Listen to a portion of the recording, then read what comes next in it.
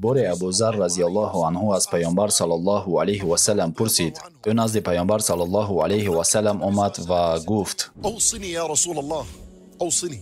به من مصلحت ده. برای مصلحت دوره به دوره به خیرتمندان مراجعت کردن خیلی مفید است.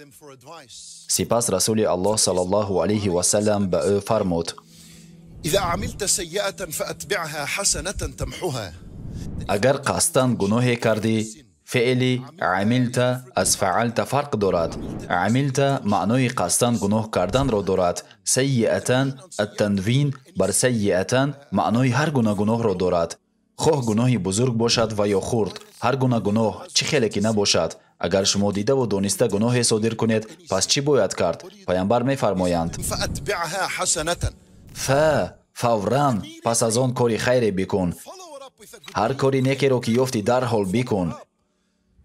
نشسته منتظر نشو که حال و وقتی موافق نیست که از الله طلب استغفار کنم. چون این وقت نیست که برای ذکر الله و توبه در نزد الله موافق نباشد. اگرچه در نصف گناه باشی، این خیل نمی شود. اگر شما الکی در نصف گناه باشید، نگویید که این وقت برای ذکر یا استغفار موافق نیست. من انتظار می شوم تا گناهم را تمام کنم و بعد از الله آمرزش طلب می کنم. نه، این را به تو کی تعلیم داد؟ محض در همین لحظه گناه کردن، عیناً همان زمان باید الله را به یاد آورد تا از نفس و از وسوسه رها شوی. زیرا در آن لحظه قلبت مرده است و بجز یاد الله چیزی قلبت را زنده نمی کند.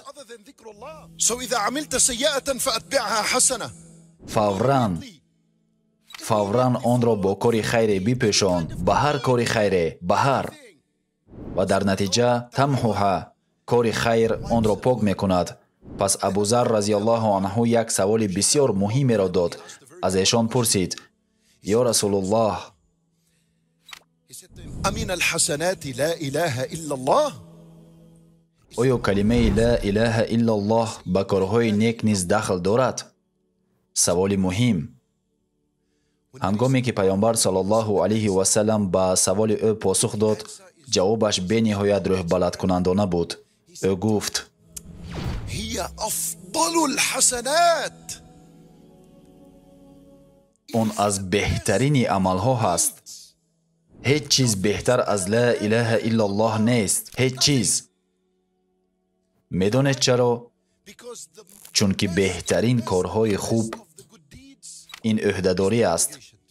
محبوب ترین عمل در نزد الله فرموده های اوست و در جای اول از همه این فرموده ها توحید یعنی لا اله الا الله می باشد و از این رو این بهترین عمل های نیک به حساب می رود. برادرم، این معنای آن را دارد که اگر ناگهان گناه صادر کردی، پس لا اله الا الله بگوی. کلمه لا اله الا الله تأثیر مخصوصی را می آورد، یعنی در یک جایگی با گناه ها آنها را محو می کند، یعنی پاک می سازد. کلمه لا اله الا الله مانند کارد تیزی است که می تواند هر چیزی را در قلب ببرد بجز الله. چون انسان وقتی که گناه می کند او را شهوتش وادار می سازد. این وسوسه در قلب است که او را به سوی گناه می خواند. یک حسیات در قلب که برای صادر کردن گناه جلب می کند. زیرا الله سبحانه و تعالی می فرماید: ان الله لا یأمر بالفحشاء.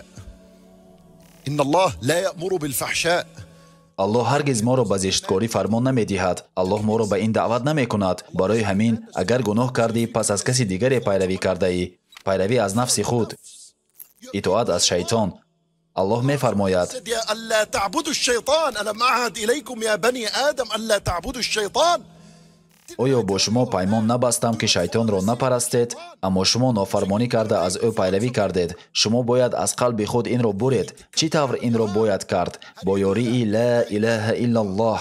کلمه لا اله الا الله می تواند تنها از قلب براید و بعداً ورد زبان گردد. چرا این طور است؟ ان حروف لا اله الا الله جوفیه.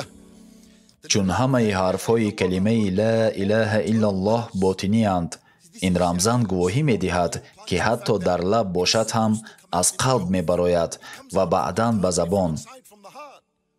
وقت شما پس از گناه لا اله الا الله می گوید، والله شما گویا این که یک سطح گرمی را با یخ می پوشید، زیرا که گناه خاصیت بلند کردن حرارت را دارد.